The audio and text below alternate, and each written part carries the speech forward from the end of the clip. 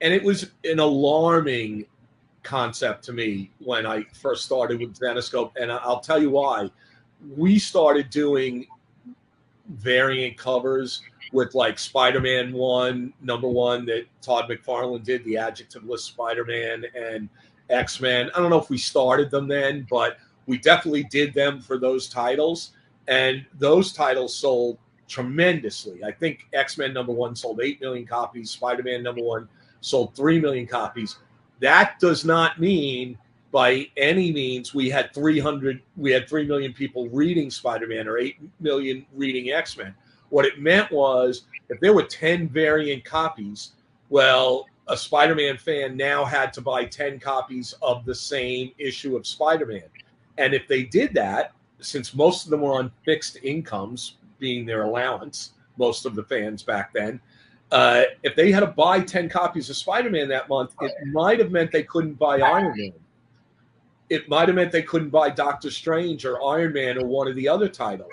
And you never want to give a fan a reason to miss an issue, because then they realize, oh, I didn't get Iron Man last month and I lived. I survived that, so I don't have to spend money on Iron Man. You never want to give them a jumping off point. And I feel like that's what happened. Was Ron Perlman had bought Marvel at that time, and there was a much more corporate mentality that came into play. I think he wanted to use, well, I can't speak for him, but I think he wanted to use Marvel to pay off his Revlon debt. And so there was this move to start playing as speculators as opposed to fans. And maybe I'm talking to the wrong person here, since it does say the investor, Andrew Davis. Hey, it's a science. It is a science, and there's a difference between over speculation with what happened in the 90s and the idea of healthy speculation.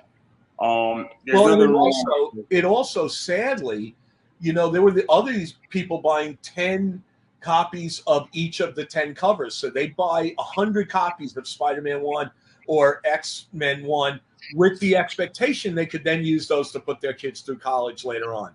Well, in fact, those are the least expensive comics in the aftermarket, because there are 8 million and 3 million of them out there.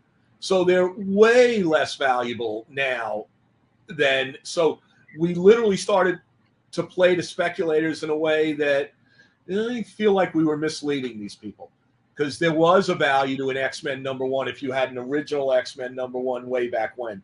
But if there are 8 million of them out there now, there's never going to be a value to that in the aftermarket.